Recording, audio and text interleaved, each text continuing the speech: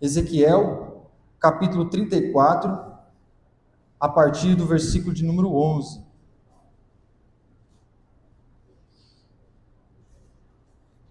À medida que você encontrar, por gentileza, coloque de pé, para que a gente possa fazer essa leitura em reverência ao texto profético da palavra de Deus. Ezequiel 34, leremos a partir do verso de número 11 até o 16. Diz assim a palavra de Deus: Pois assim diz o Senhor Deus: Eu mesmo procurarei as minhas ovelhas e as buscarei. Como o pastor busca o seu rebanho no dia em que está no meio de suas ovelhas dispersas, assim buscarei as minhas ovelhas. Livrá-las-ei de todos os lugares para onde foram espalhadas no dia de nuvens e escuridão. Tirá-las-ei dos povos e as farei vir dos diversos países, e as trarei à sua terra e as apacentarei nos montes de Israel, junto às correntes e em todos os lugares habitados da terra. Em bons pastos as apacentarei, e nos altos montes de Israel será a sua malhada. Ali se deitarão numa boa malhada, e pastarão em pastos gordos nos montes de Israel. Eu apacentarei as minhas ovelhas, e eu as farei repousar, diz o Senhor Deus. A perdida buscarei, a desgarrada tornarei a trazer, a quebrada ligarei, e a enferma fortalecerei, mas a gorda e a forte destruirei e apacentá-las-ei com juízo. Leia o verso 16 novamente. A perdida buscarei, a desgarrada tornarei a trazer, a quebrada ligarei, e a enferma fortalecerei, mas a gorda e a forte destruirei, apacentá-las-ei com juízo. Os irmãos podem se assentar? O pastor já fez a oração e nós estamos debaixo da graça de Deus. Eu gostaria que nós pensássemos agora comigo sobre a Reforma Protestante. Nós já falamos aqui muito sobre isso, mas o que foi a Reforma Protestante? Estamos dizendo o mês inteiro. Mas foi um movimento, irmãos, dentro da Igreja Católica, Apostólica Romana. Foi um movimento de católicos dentro dos monastérios, dentro dos templos, entre aqueles que eram católicos apostólicos romanos. Mas não foi um movimento apenas religioso, foi um movimento que teve desdobramentos políticos. No mundo em que todo mundo era cristão, tudo que acontecia na igreja certamente impactava a vida política. Então foi um movimento que não foi apenas limitado à igreja, mas foi um movimento que alcançou nações e políticas, e novas ideias de mundo começaram a surgir. Era verdade que essa igreja, a Igreja Católica Apostólica Romana, dominante da época, vivia tempos de corrupção, vivia tempos de abusos. Isso então levou a uma perda da credibilidade daquela igreja. Ela foi perdendo a credibilidade e as pessoas foram então procurando entender, será que aquilo tudo era realmente verdade? E alguns movimentos que são chamados hoje de movimentos humanistas começaram a surgir tentando entender o conteúdo que estava por trás daquela igreja.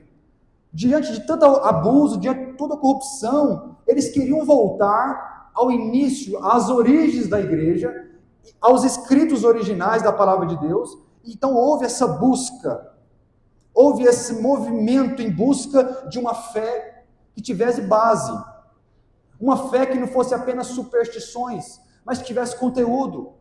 Aquelas práticas que eram cobradas e exigidas dos cristãos, para muitos não fazia sentido, então eles iam atrás das fontes, e logo ao buscar as fontes e as origens e os escritos originais, eles se depararam com uma verdade maravilhosa da palavra de Deus. Estava esquecida e jogada num canto qualquer. As pessoas não tinham acesso à palavra de Deus. O máximo, a pessoa mais próxima da Bíblia seria um monge lá dentro do seminário que poderia ter acesso a uma Bíblia que estava lá no meio da biblioteca. Mas a Bíblia não era lida por todos. Mas a partir desse despertamento, as pessoas foram buscando e debates teológicos intensos começaram a acontecer entre católicos, apostólicos romanos, entre monges, entre padres. Houve então esse movimento de redescoberta e nós vemos esses nomes levantando. Lutero é o mais famoso deles. é o que talvez despertou o estopim da reforma em 1517. Ele é o mais famoso porque, através do que ele fez nas 95 teses, a coisa ferveu.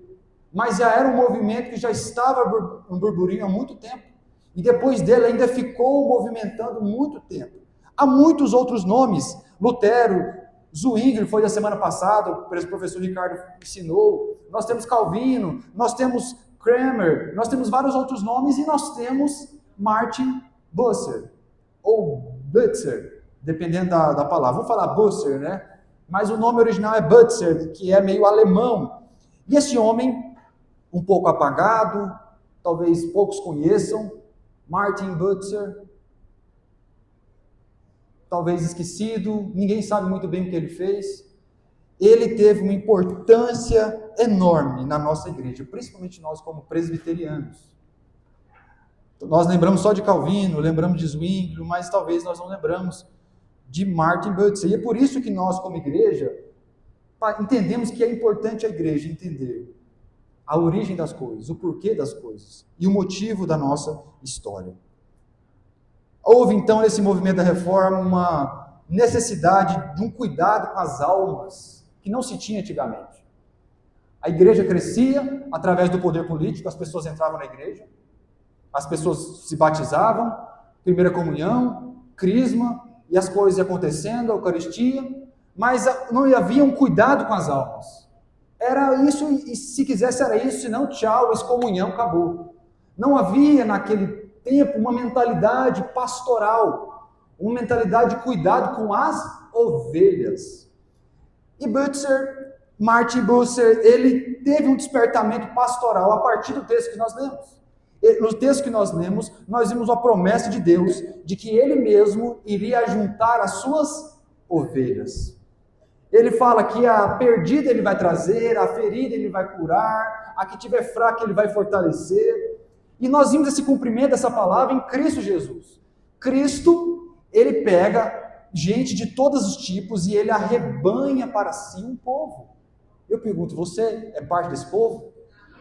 Você é ovelha de Jesus? Se você está aqui, é porque se cumpriu essa promessa da sua vida, o Senhor Jesus foi lá e te arrebanhou para si. Ele te arrebanhou para si. Então Butzer, ele foi despertado para essa visão pastoral, dentro da reforma que talvez nem todos tinham. Calvino estava preocupado com a sua sistematização da teologia, Lutero com a sua defesa das suas teses, Zwingli com a sua visão também a respeito de uma sistemática da fé, mas no meio de tudo isso, Bucer está ali, tentando convencer, olha, nós precisamos cuidar das pessoas, nós precisamos cuidar das vidas, nós precisamos pegar tudo isso que nós estamos fazendo, essa sistemática, e precisamos aplicar na igreja. Sabia que não tinha, naquela época, nem de referência de igreja. A referência que tinha era a missa. Como é que então seria esse culto? Como é que então seria essa igreja reformada? Como é que seria isso? As pessoas iriam ser cuidadas por quem? Teria que ter um pastor? Irmãos, não tinha nada. Era tudo em branco. E esse homem então se levanta para ajudar a colocar em prática o que a teologia estava construindo. Os irmãos concordam comigo que só teologia no papel não traz mudança nenhuma? Há necessidade de nós vivermos da vida prática, não é isso? Então, assim, quem estuda teologia sabe que a teoria precisa ser alimentada pela prática. E como então essa igreja nova iria se organizar? Então, esse homem, ele se levanta com essa visão pastoral. E perceba que quando eu falo pastoral nessa palavra, eu não quero dizer título de pastor. Eu não quero dizer o pastor da igreja. Quando eu falo pastoral, a palavra pastoral significa cuidado, atenção. Então, de certa forma, todos nós temos um trabalho pastoral a se fazer na igreja. Você sabia disso? Porque se você é chamado a cuidar do seu irmão, a amar o seu irmão, a se preocupar com o seu irmão, logo você é chamado ao cuidado pastoral. Isso naquela época era inimaginável e esse homem revolucionou a mentalidade da igreja. E se hoje muitas coisas que acontecem na igreja acontecem, é porque esse homem estava ali. Ele nasceu em 1491, dia 11 de novembro, em Schlettstadt, onde hoje é a França, e a partir de 1506 ele entrou no mosteiro dominicano. a ordem dos dominicanos, que é a ordem que cuida de proteger a igreja das heresias. E foi justamente esse homem que aderiu à reforma. Ele foi impactado, o pastor já até falou aqui, quando ele ouviu Lutero falando, defendendo as suas teses no debate de Heidelberg. Ele escutou Lutero falando e ele se convenceu de que aquilo que Lutero fazia realmente fazia sentido e estava de acordo com a palavra de Deus. Mas então esse homem se levanta para abençoar, para ajudar a reforma, para tentar trazer a igreja de volta para a palavra de Deus, e ele sempre com uma postura conciliadora. O que é uma pessoa conciliadora? É uma pessoa que tenta juntar pessoas de ideias diferentes. Irmãos, Lutero tinha uma visão, Zwinglio tinha outra visão, Cranmer tinha outra visão, Calvino tinha outra visão. Mas Butzer, ele tem uma visão, ele fala assim, a gente não pode criar várias igrejas, nós precisamos entender que apesar das diferenças de interpretação, nós somos povo de Deus, nós somos um só. E ele lutou durante muitos anos para tentar convencer e trazer conciliação entre Lutero e Zwinglio. É claro que eles não estavam brigados, não é briga, é diferença de opinião teológica. E logo então eles tiveram uma divergência sobre a ceia. Lutero pensava que na ceia a presença de Jesus era física, assim como o pão. Junto com o pão estava o corpo de Cristo, a consubstanciação. Essa é a visão de Lutero. Enquanto que Zwinglio falava, não, a ceia é apenas um memorial. Então, Butzer falou, peraí, vamos encontrar um meio termo? E então ele cria a ideia de que Jesus se faz presente na ceia e espiritualmente. E aí você deve perguntar para mim, o que eu tenho a ver com isso? Que diferença faz? Né? Para nós não faz diferença nenhuma, mas não faz hoje por causa de trabalho de homens como esse. Irmãos, vamos parar de ficar preocupados com minúcias e vamos cuidar do povo? Vamos se unir naquilo que nós somos iguais? E ele então influenciou um homem chamado João Calvino. Quando João Calvino estava hospedado na casa de Butzer, ele ajudou Calvino a criar, influenciou a Calvino a oposição que ele tem e que nós temos hoje, de que Jesus se faz presente na ceia espiritualmente, uma posição intermediária. Ele não ficava em cima do muro, mas ele tinha uma posição intermediária. E assim esse homem influenciou o luteranismo, influenciou os presbiterianos, influenciou até os anglicanos na Inglaterra. Para você ver que um homem que você nem conhece, talvez tenha impactado a sua vida muito mais do que você imagina. Então esse homem chama a gente para a atenção, para a restauração do cuidado dentro da igreja, da disciplina eclesiástica, de que as pessoas que estão em pecado da igreja não podem simplesmente ser largadas. As pessoas que estão doentes na fé, que estão fracas, que estão desviadas, não podem ser tratadas como a igreja tratava antigamente. A gente não pode simplesmente largar elas, nós precisamos cuidar das ovelhas. Estão entendendo até aqui, meus irmãos? A visão de Butzer baseava-se nesse texto que nós lemos, de que Jesus é o pastor da igreja. Você pode dizer isso? Jesus é o pastor da minha vida? Ele é. Se há homens que chamam de pastor ou presbítero, nós fazemos isso em nome de Cristo. Mas quem está fazendo por trás de nós é o próprio Cristo. É o próprio Jesus que é o pastor da igreja. E sendo assim, ele usa não só a vida do pastor e dos presbíteros, mas ele usa a sua vida para cuidar do rebanho do Senhor. Você sabia disso? Ele usa a sua vida para cuidar do rebanho do Senhor. Irmãos, uma igreja não pode viver só de dogmas, só de cerimônias ou só de simbologias. Uma igreja ela é feita de gente cuidando de gente e fazendo isso em nome do Senhor. E por isso eu quero entrar já de cara nos 5 desafios pastorais que esse homem observou para essa igreja do futuro que ele ainda não via, mas ele já vislumbrava. 5 desafios pastorais de uma igreja. Existem 5 desafios pastorais dentro de uma igreja. E ele baseou-se neste texto a partir do versículo 16. Leia comigo novamente, capítulo 34, verso 16 de Ezequiel.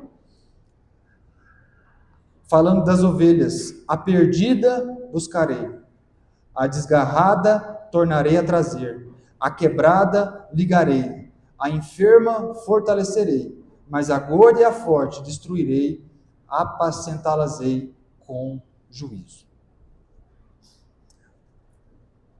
Amém, meus irmãos? Vamos entender então os 5 desafios pastorais da igreja. O primeiro desafio pastoral da igreja é alcançar as ovelhas que estão sem Jesus. Você pode dizer isso comigo? Alcançar as ovelhas que estão sem Jesus. É um desafio pastoral, é um desafio que não é do pastor. Lembra que eu falei que significa pastoral? Não significa do pastor, significa de cuidado. O primeiro desafio do cuidado que você precisa exercer, que eu preciso exercer, e esse homem entendeu que a igreja precisava exercer, é que nós precisamos alcançar as ovelhas que estão sem Jesus. E o texto do capítulo 34, versículo 16, ele fala, Jesus falou, a perdida eu buscarei. A perdida eu buscarei. Irmãos, quem vai buscar? Jesus. Mas quem vai buscar em nome de Jesus? A igreja. É você. E é interessante isso porque ele veio de um tempo em que todo mundo era cristão. Então a igreja estava cheia de gente batizada, gente que crismou, gente que participava da comunhão, mas que nunca tinha conhecido Jesus. Vocês acreditam nisso? Que tem gente dentro da igreja que não conhece Jesus?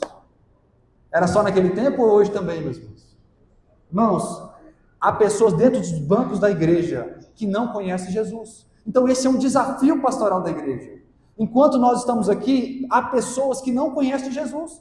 Gosta de cantar as músicas do louvor, acha lindo o louvor, sente até arrepio durante o louvor e durante as pregações, mas nunca teve um encontro com Jesus. E por isso nós precisamos, como desafio nosso, pregar Jesus para as pessoas, dentro da igreja e fora da igreja. E quem são essas pessoas? São as pessoas que estão perdidas no mundo, pessoas que estão presas na idolatria, pessoas que estão na igreja, mas estão alienadas de Jesus.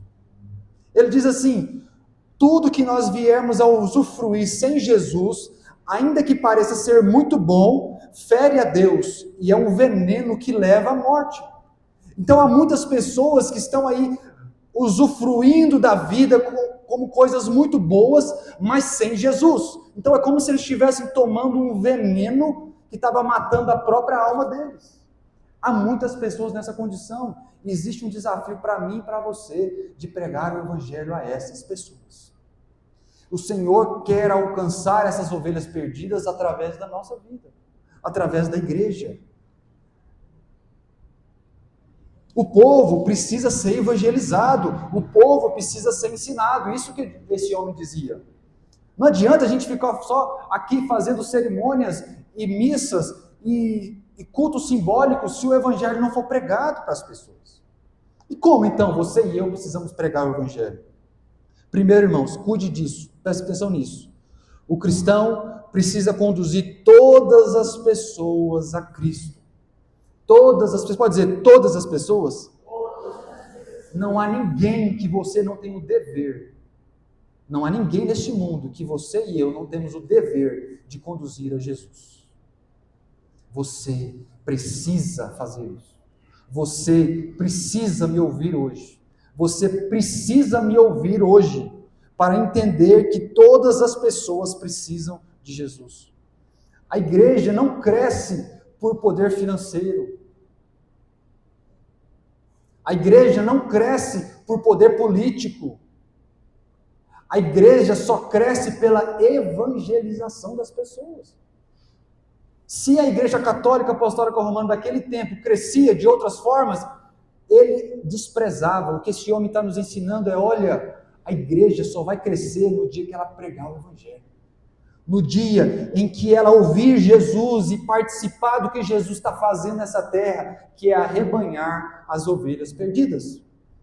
Então, meus irmãos, os idosos teimosos precisam de Jesus. As crianças de colo precisam de Jesus. Os homossexuais precisam de Jesus. Os marxistas precisam de Jesus. Os bandidos precisam de Jesus. Os autistas precisam de Jesus. O rico, o pobre, o satanista, o acamado e o atleta, eles precisam de Jesus. E Deus chama você para conduzi-las ao Senhor. É com você que o Senhor fala, e talvez você nem seja aquele capaz de alcançar ninguém, porque até mesmo você nem conheceu Jesus. Mas o Senhor vai juntar no seu rebanho ovelhas que estão perdidas. Se não for você, vai ser a sua família, vai ser o seu irmão. São todas as pessoas que precisam ser evangelizadas. Meus irmãos, e para fazer isso, devemos fazer com dedicação insistente. Não ache que só uma palavrinha de evangelização vai trazer as pessoas a Jesus. Precisamos conduzi-las. É pegar no colo, é pregar na mão, é caminhar junto, é não se negar a falar, enquanto essas pessoas não te xingar e falar, sai daqui, você não sai.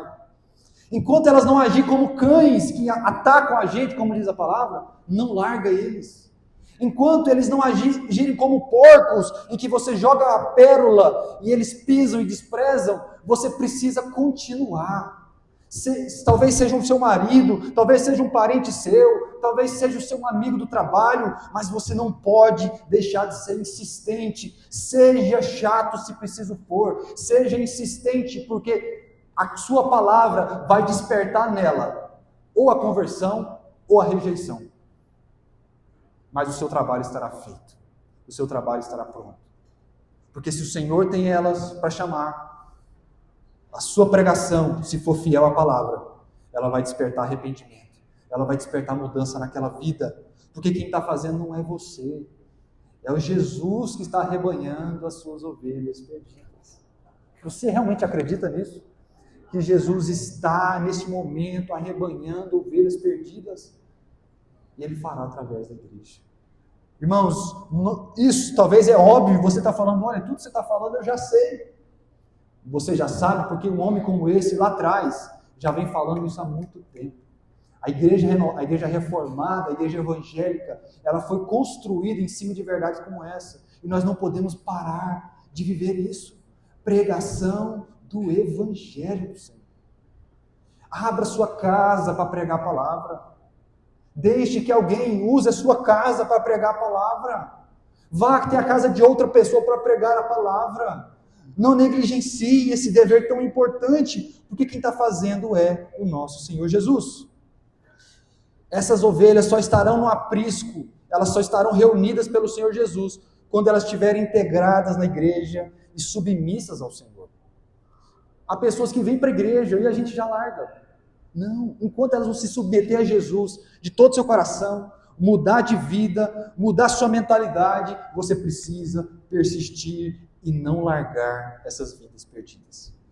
Há uma parábola em Lucas que Jesus diz assim, que um homem foi fazer um jantar, e aí os convidados que ele convidou, quando ele foi falar, os convidados ficaram dando desculpa. Eu tenho isso para fazer, eu tenho aquilo para fazer, e ele ficou irado, ele falou, sabe de uma coisa? Vai lá na rua, falou para o funcionário dele, vai na rua, traz os pobres, os aleijados, os mancos, traz os cegos, traz eles. E aí o servo falou, Senhor, eu fiz isso, mas ainda tem lugar. E aí ele diz, então tá, vai lá, sai pelos caminhos e force as pessoas a entrar. Faz com que minha casa seja cheia. Olha só, meus irmãos. E assim ele estava ilustrando que o Senhor, embora alguns tenham rejeitado, Ele tem pessoas que Ele está buscando. É o aleijado, é o pobre, é aquele que ninguém estava pensando. Jesus vai lá e Ele salva. Por isso nós precisamos pregar o Evangelho a todas as pessoas. Até as pessoas que você acha que não merece. Aquela pessoa que você acha que nunca vai receber, você precisa pregar, nós precisamos pregar esse Evangelho. Em João, Jesus diz assim, meus irmãos, que ainda tem outras ovelhas que não são desse aprisco.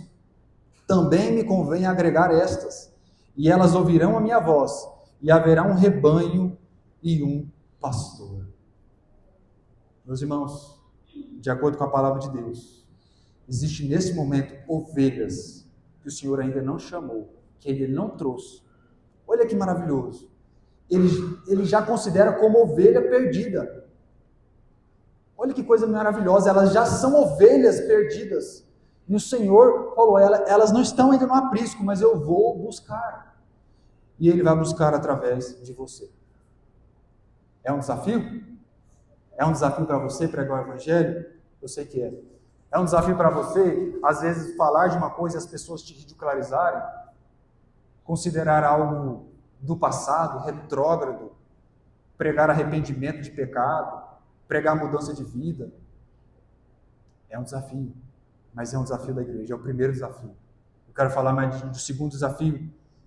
O segundo desafio pastoral da igreja é reconduzir aquelas pessoas que se converteram e se desviaram. Aí você faz todo o seu trabalho, a pessoa se converte, ficamos felizes. Mas essa pessoa, com o tempo, aconteceu alguma coisa, às vezes perseguição, às vezes alguma dificuldade, essa pessoa se afastou da igreja do Senhor. Você conhece alguém assim? Eu sei que vocês conhecem, todo mundo conhece alguém assim.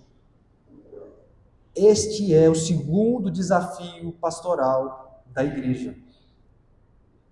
Lembre, não é o meu desafio sozinho como pastor, ou o desafio do pastor Joel como pastor, mas é um desafio da igreja.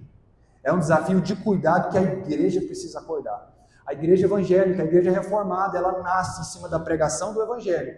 E também agora, se preocupando com aquelas pessoas que creram, mas se desviaram. Se afastaram temporariamente da igreja.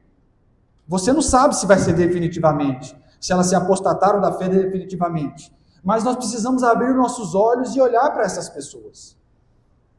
Muitas vezes as pessoas caem por alguma tentação carnal, alguma vaidade do mundo, ou às vezes ela se foi atraída pelo amor a este século, e ela falou, sabe de uma coisa, eu vou viver a vida, eu vou curtir a vida, esse negócio de igreja não está para nada.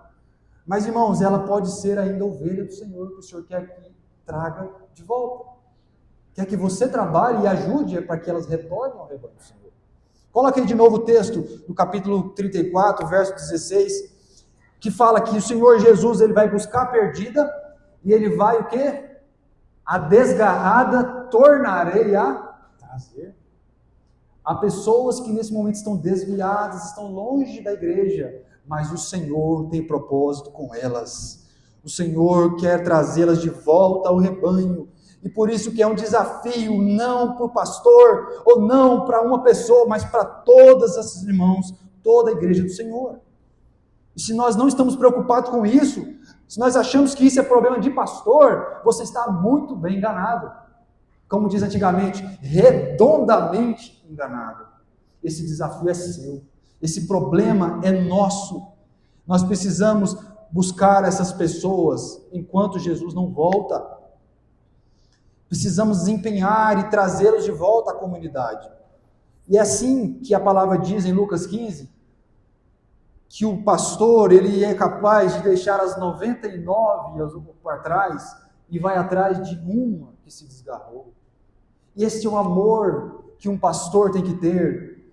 E assim, no nosso dizer de hoje, você precisa ter. Porque é um cuidado pastoral da igreja. Você precisa também largar as suas 99 e ir atrás daquela que se desgarrou.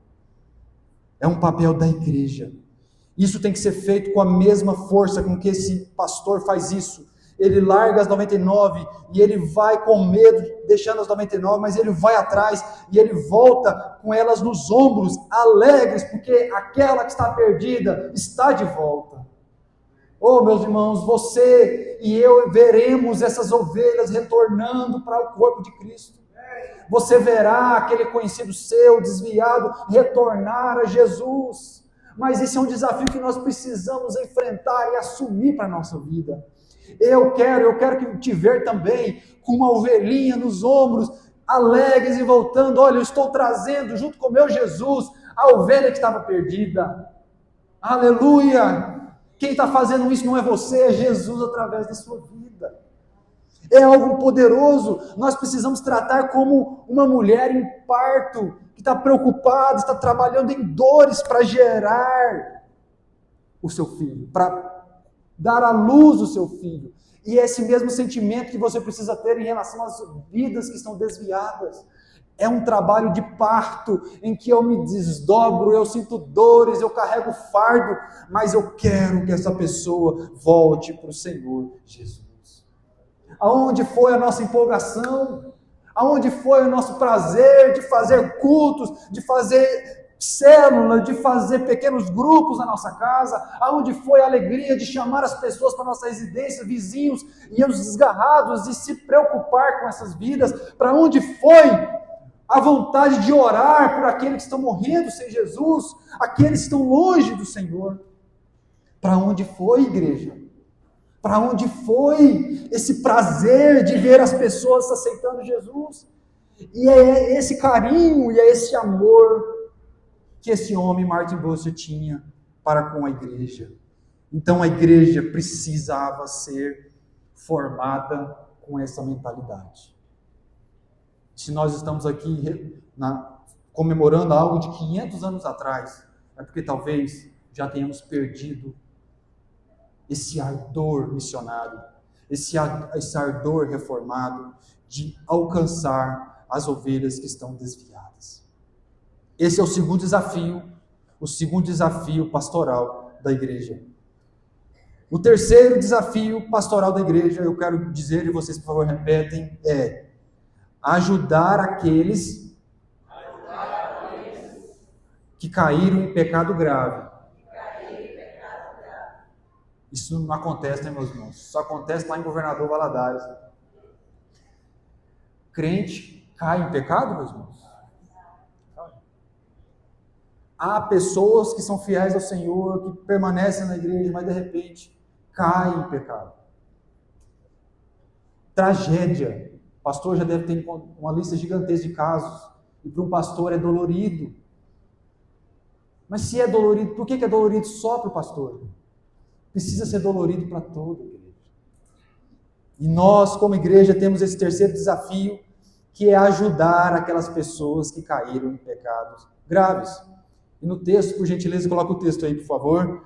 Ele usa a expressão quebrada, a ovelha quebrada. Diz a palavra que o Senhor vai fazer o quê? Ligar. Ele vai remendar, ele vai colocar uma tala, vai colocar um gesso para o osso colar novamente. E há muitas ovelhas que são quebradas porque caíram em pecados graves. Crentes que estão na comunidade, mas de alguma forma apresentaram problema de conduta. Pecado.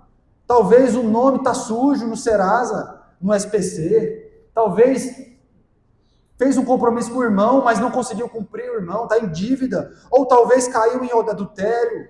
Ou talvez é alguém que está com fofoca. Ou alguém que está em rebeldia contra a liderança, ou está apresentando uma conduta imoral. São várias as formas de um cristão cair em pecado. Isso é uma realidade que pode atingir a mim, pode atingir a você. Mas fato é que uma igreja que vive isso precisa aprender a lidar com essa realidade. E não podemos apenas chutar pessoas para fora e a considerá-las como totalmente descrentes. Pelo contrário, a palavra nos ensina e que nós precisamos nos preocupar. Em Mateus 18, versículo 15, a palavra diz que se teu irmão pecar contra ti, vai, repreende-o entre ti e ele. Se este ouvir, ganhaste ao seu irmão. O que ele está falando? É só o pastor que tem que fazer isso? Não. Se o teu irmão pecar contra você, cair em pecado grave, vai e repreende-o. Isso é um cuidado com ele, né? Agora, se não te ouvir, leva contigo 1 ou 2, para que pela boca de 2 ou 3 testemunhas toda a palavra seja confirmada. E se não escutar, fala para a igreja. E se também não escutar a igreja, considera como gentil e publicano. O que ele está ensinando aqui? Que não é por um erro que a gente vai chutar as pessoas para fora. Nós precisamos insistir com que as pessoas sejam reconciliadas, que elas sejam restauradas. Irmãos, e quantas vidas que passaram por essa igreja, que passaram por esse processo de disciplina, que a gente chama de disciplina, que é quando nós repreendemos essas pessoas para que elas mudem a conduta. E geralmente as pessoas recebem, as pessoas aceitam e elas se arrependem e elas voltam atrás. Nós ganhamos, irmão. Irmão, nós ganhamos. Olha que coisa maravilhosa. Só quem tem o cuidado no seu coração pelas almas vai comemorar quando o pecador se arrepende. Mas a realidade é que isso não tem nada a ver comigo. Problema do pastor, problema da igreja. Eu quero só ir fazer minha adoração e voltar para casa ficou emocionado, com lágrimas nos meus olhos, sentiu o arrepio que eu já senti, e agora eu vou voltar para casa e viver a minha vida. Isso não é igreja cristã. Isso talvez era a igreja católica, apostólica, romana da época, mas uma igreja evangélica, o povo se ama. Nós precisamos nos amar. Em uma igreja cristã evangélica, uma igreja protestante, uma igreja reformada, seja o nome que for, um precisa cuidar do outro. E se alguém de nós cair em pecado, nós precisamos começar a orar dobrado para essas pessoas. Nós precisamos cuidar dessas pessoas e agir para que ela seja restaurada. Todos os cristãos precisam trabalhar para que as vidas sejam restauradas. Até quando que nós devemos, então, trabalhar por essas pessoas? Enquanto essas pessoas estiverem ouvindo a palavra, estiverem aceitando a ajuda, você precisa insistir com ela, lutando com ela, carregando com ela o seu fardo, para que ela possa vencer o pecado. Você já fez isso com alguém? Você já teve a coragem e a preocupação de parar de pensar só em si mesmo, como a gente faz muitas vezes, e começar a ajudar o irmão? Não é ser fiscal da igreja, mas é olhar para que a igreja esteja andando em santidade. Qual é o remédio, então, para uma ovelha que está quebrada, como diz o texto aqui? Qual que é o remédio para uma igreja, para uma vida que está quebrada em pecado? Nós precisamos primeiro, então, como diz o texto que nós lemos, repreender. Nós não podemos tolerar no meio da igreja o pecado como se fosse algo normal. Vocês concordam comigo? Concordam, né, meus irmãos? Mas é difícil. É difícil. Muitas igrejas já desistiram disso. Sabe de uma coisa? Cada um vive sua vida, cada um tem o seu segredo, a sua vida secreta lá, e ninguém tem nada a ver com isso. Mas a igreja do Senhor é santa. A igreja do Senhor não tem pecado. E os pecados que estão sendo visíveis, que a igreja está percebendo, nós não podemos aceitar. Não é ficar apontando o dedo e só chamando a atenção, mas é levar aquela pessoa a entender que aquele conduta é errada. E muitas vezes nós afastamos essa pessoa da comunhão e falamos, você precisa entrar num processo de tratamento. Como você, quando quebra um membro, você coloca uma tala. Tem que ficar em tratamento, até aquilo se restaurar. A cura só vem pelo arrependimento. E uma pessoa na nossa comunidade que cair em pecado, ela precisa se arrepender para ela ser restaurada. Mas e depois? Depois que essa pessoa se corrigir, se arrepender, nós precisamos agir também para encorajar, para consolar aquela pessoa. Olha que interessante, meus irmãos. Em Gálatas, 2 Coríntios capítulo 2, verso 6, fala assim, ele falando de um irmão que estava sendo repreendido na igreja. Ele fala, olha, tá bom, basta ao tal essa repreensão feita por muitos, de maneira que, pelo contrário, devei agora perdoar e consolá-lo, para que o tal não seja de modo algum devorado pela demasiada tristeza. Por isso vos rogo que confirmeis para com ele o vosso amor. Depois que nós repreendermos e essa pessoa se arrepender e voltar para uma conduta de santidade, nós precisamos agora ajudar aquela pessoa para que ela não fique definhando na tristeza e pela culpa. E aí você pode falar, Jesus te ama, Jesus perdoou o seu pecado, você está livre dessa culpa, você pode viver agora livre dessa culpa. Mas o que a gente faz? A gente pega qualquer um e fica, Jesus te ama. E a pessoa fala, eu também me amo. Então está tudo certo? E a pessoa, Jesus me ama, e eu me amo, e eu vivo do jeito que eu quero. Não é assim. Nós precisamos zelar pela nossa santidade. E aquela ovelha que se arrependeu, que está vivendo esse sentimento de culpa, nós precisamos falar, pode parar com isso. Você está livre. Você está perdoada. Você pode ir. Você já fez isso com alguém? Alguém que você viu que caiu em pecado, e a pessoa está ali, envergonhada. Quantas vezes eu já vi pessoas assim? Esteja ali ajudando, consolando, apoiando. Fala, meu irmão, eu sei que está passando um tempo difícil aí, o pastor está tendo umas reuniões com você aí, mas olha, eu estou aqui para te ajudar. Nós vamos vencer juntos. Essa vergonha vai passar. Jesus levou sobre si toda a nossa culpa. Então tudo isso é feito com muita delicadeza espiritual, com amor que vem do nosso coração pelas vidas. Perceba então que é um cuidado pastoral que você precisa ter? É coisa de pastor, mas não de pastor, título de pastor. Você que está fazendo isso em nome de Jesus. Jesus está fazendo isso na igreja, ele está ligando aquela ovelha que está quebrada. Amém? Só por último, nesse ponto aí, Gálatas 6:1, diz assim: irmãos, se algum homem chegar a ser surpreendido na alguma ofensa, vós que sois espirituais, encaminhai o tal com espírito de mansidão, olhando por ti mesmo, para que não seja também tentado. Levai as cargas uns dos outros, e assim cumprireis a lei de Cristo.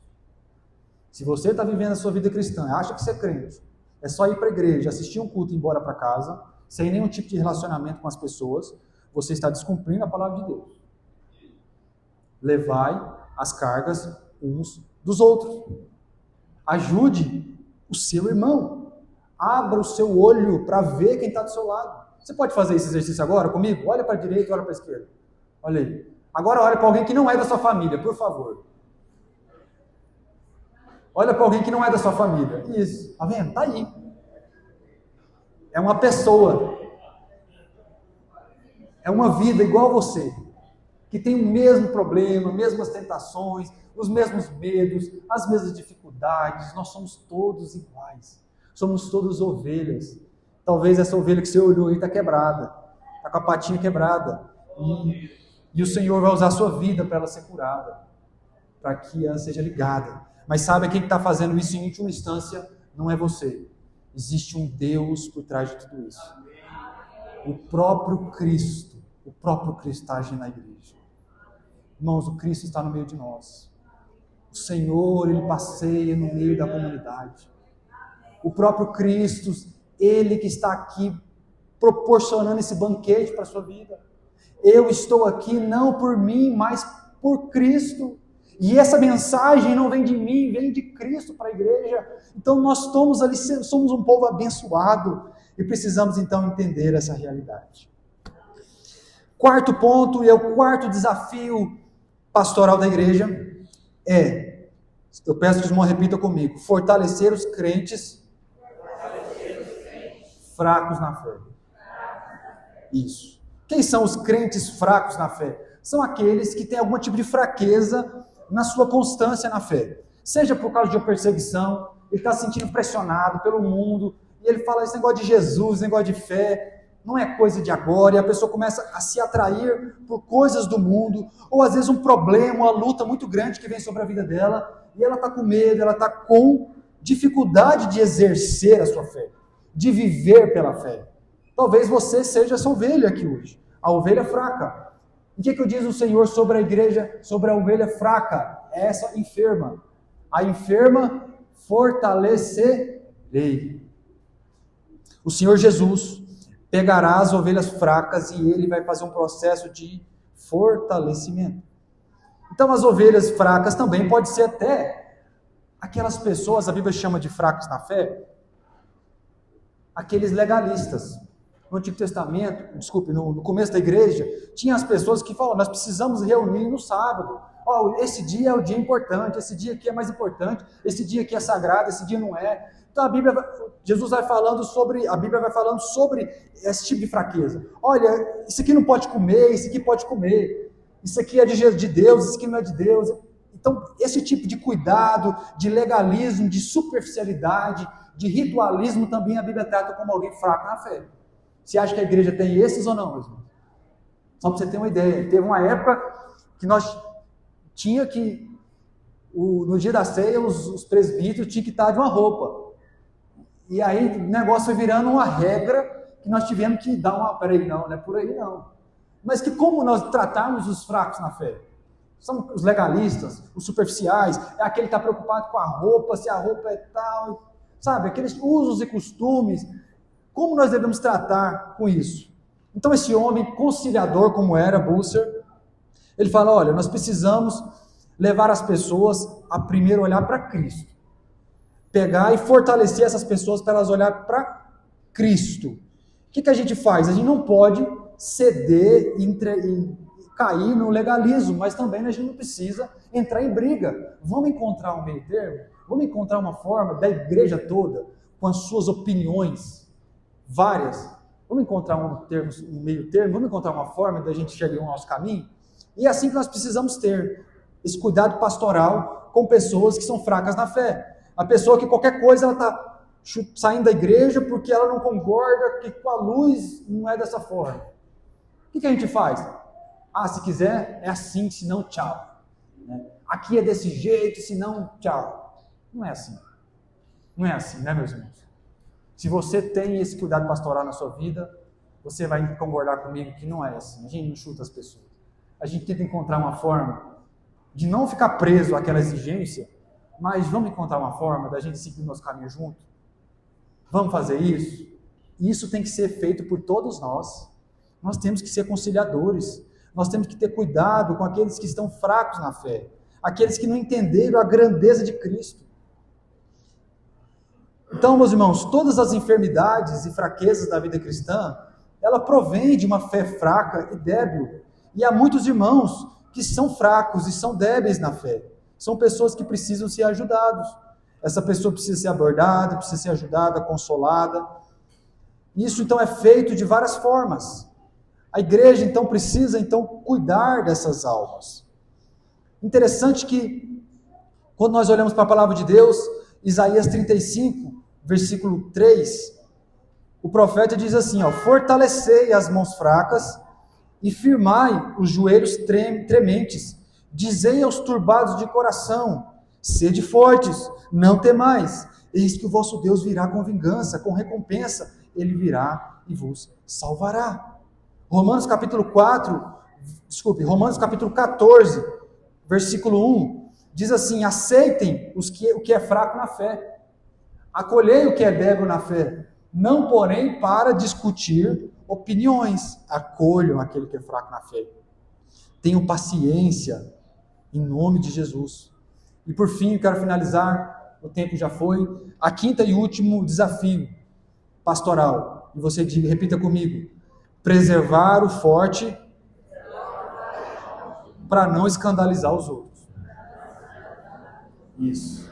E aí, nós vimos aqui que nós precisamos entender que aquele que é a ovelha forte, ela não é perdida, ela não é desgarrada, ela não está ferida e nem está fraca. Ela está forte. Talvez você seja esse forte. Você deve falar para mim, eu sou, mas nem tanto, eu estou ainda precisando de ajuda. Mas vamos pensar que você é esse irmão, que pode ajudar os outros. Primeira coisa, você precisa fazer isso com amor e com fé, e não por qualquer outro motivo. Quando Pedro vai dizer a sua carta para os presbíteros, ele fala, olha, presbíteros, você, na qualidade de presbítero, pastoreia o rebanho de Deus, não por ganância, não por outra coisa, mas não haja como dominadores, não tenha motivação errada. Façam isso como sendo exemplo deles, cuidando do rebanho e fazendo isso em nome do pastor supremo que é Jesus. Então, se você vai cuidar, se você se dispõe a ajudar o irmão, faça isso por amor e não por egoísmo ou para se aparecer. Cuide das almas em nome de Jesus, para Jesus. Se você for fazer discípulo, não faça discípulo de você. Faça discípulo de Jesus. Os fortes, aqueles que estão trabalhando no reino de Deus para ajudar o pastor, eu gosto de estar na igreja, eu gosto de participar dos trabalhos, eu sou do paletó do pastor ali, estou junto com ele. Faça isso, mas não por vaidade. Faça isso com amor. Faça isso como se fosse para Cristo, porque é na verdade para Cristo. Mostre a Jesus, mostre para esse ovelha o que Jesus fez na cruz, e não o que você fez pela pessoa. Transmita a mensagem de Jesus e não a sua mensagem. Faça isso, meus irmãos. A ovelha que é forte, ela não pode se omitir. A ovelha que é forte, ela não pode deixar de cuidar e ajudar as pessoas. A ovelha que é forte, ela precisa trabalhar para que a igreja seja saudável, a igreja seja amorosa, a igreja seja santa. Amém? Para finalizar, eu quero dizer aos pastores e aos presbíteros, diáconos, aqueles que são levantados, foram levantados com a autoridade da igreja. E aqui não falo do cuidado normal. Nós temos como pastores e como presbíteros, pastores que somos, o dever de proteger a igreja do Senhor. Nós não aceitamos pessoas que entram na comunidade para trazer agitação, para trazer confusão e achar que isso é normal.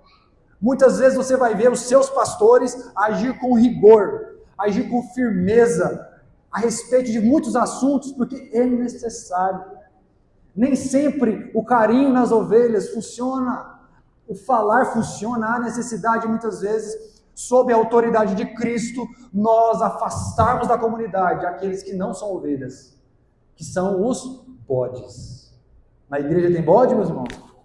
Não deveria ter, mas na comunidade dos santos muitas vezes tem bodes. Irmãos, e estes jamais vão se tornar ovelhas, e jamais vão dobrar o seu rosto para a palavra de Deus, vão ser sempre corações endurecidos, até que chega um ponto que essas pessoas vão precisar ser convidadas a se retirar. Como assim? É isso mesmo, irmãos. O rebanho do Senhor não pode ser frequentado por estranhos, por lobos ou por pessoas disfarçadas de ovelhas. Dentro da igreja, no povo de Deus, precisa estar apenas as ovelhas que Jesus arrebanhou. Porque esses aí, que são bodes e são falsos ovelhas, eles causam um mal danado, causam um mal terrível, mau testemunho, cansa os pastores, o pastor fica doente, dá gastrite, depressão, porque o pastor acha que ele está lidando com uma ovelha e ele se desdobra e ele não percebe que na verdade se trata de alguém que é um ímpio. Irmãos, chega um ponto que nós precisamos então entregá-los para Satanás. Precisamos excluí-los da comunidade dos santos. Irmãos, isso é normal. Isso é a igreja evangélica. Talvez nós estamos deixando de ser uma igreja evangélica há muito tempo. A igreja moderna, a igreja do não me toque, a igreja que cada um faz o que quer e está tudo certo. Não é assim.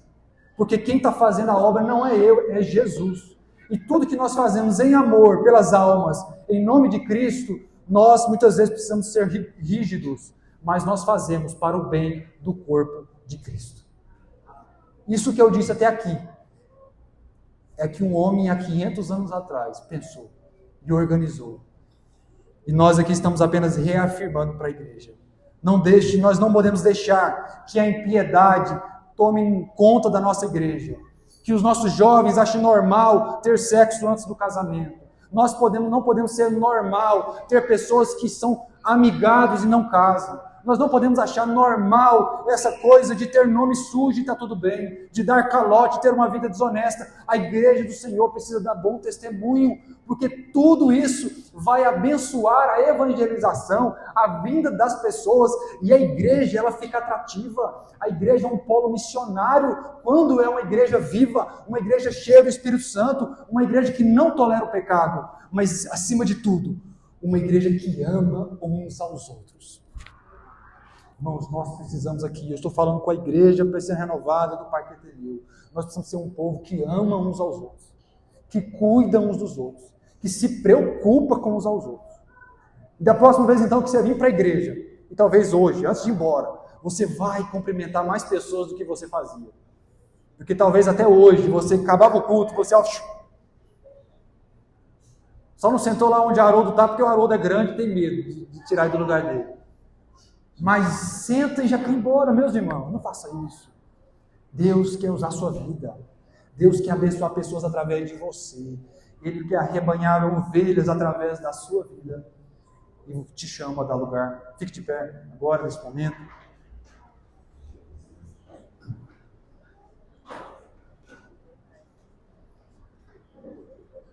E nós vamos orar.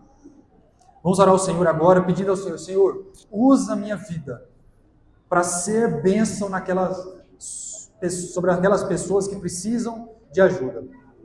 precisa ser evangelizada, precisa ser trazida de volta para a igreja, precisa ser curada de algum pecado grave, precisa de ser fortalecida na sua fé. É Deus quer usar você. Então faça essa oração, Senhor, agora. Senhor, me ajude a me envolver mais com as almas, me ajude a me preocupar mais com os meus irmãos, me ajude a zelar pela minha própria santidade, pela minha própria conduta, me ajude a ser uma pessoa aberta para poder ajudar aquelas pessoas que precisam. Usa a minha boca, usa os meus bolsos financeiros, meus recursos financeiros. Senhor, usa as minhas mãos, usa o meu afago, usa a minha capacidade de acolher pessoas. Faça isso, meu irmão. Minhas irmãs, vocês irmãs não sabem, não têm ideia do poder acolhedor que Deus deu às mulheres. E que Deus quer levantar você para acolher os nossos jovens, aconselhar. Deus quer usar você para aconselhamento. Deus quer usar você para curar almas. E talvez você até hoje não entendeu que esse papel é seu. E hoje o Senhor nos chama, através da vida desse homem, para olharmos pastoralmente para as pessoas. Deus, nós oramos ao Senhor nessa noite, Pai. Levanta nessa igreja um ministério pastoral que seja de todos os irmãos. Deus, um cuidado pastoral, Deus, dos irmãos uns para com os outros. Deus, um cuidado que nós não tínhamos antes. Deus, tira toda essa geladeira do coração das pessoas. Frieza, Pai, aquece o coração pelas vidas que nós nem conhecemos ainda, que o Senhor vai trazer para essa igreja. Senhor, vidas que o Senhor vai usar a minha casa para alcançar, que o Senhor vai usar a minha vida para alcançar. Deus, coloca na mente da igreja agora, Pai, um encargo missionário, uma preocupação, ó Pai, com aqueles que estão desviados, com aqueles que estão fracos na fé, com aqueles que estão agora em pecado, adultério, Senhor, aqueles que estão, ó Deus, em pecados graves, Senhor, Deus, em nome de Jesus. Usa a igreja agora, Pai, com uma voz profética, para repreender o pecador, para que ele se arrependa, mas também para dar uma palavra de consolo, de encorajamento para aquele que está triste, para aquele que está envergonhado. Senhor, usa a boca dessas tuas ovelhas, usa essas vidas que me ouviram hoje, Senhor, para que vá e dê fruto e muito fruto. Leva os irmãos para dar fruto, Senhor, em nome do Senhor, não em nome da igreja renovada, não em nome de qualquer reformador, mas em nome de Cristo. Senhor, eles aí, o teu rebanho, acrescenta aquelas ovelhas que não estão agora no aprisco. Deus, traga elas através de nós, através de mim. É o que eu peço em nome de Jesus.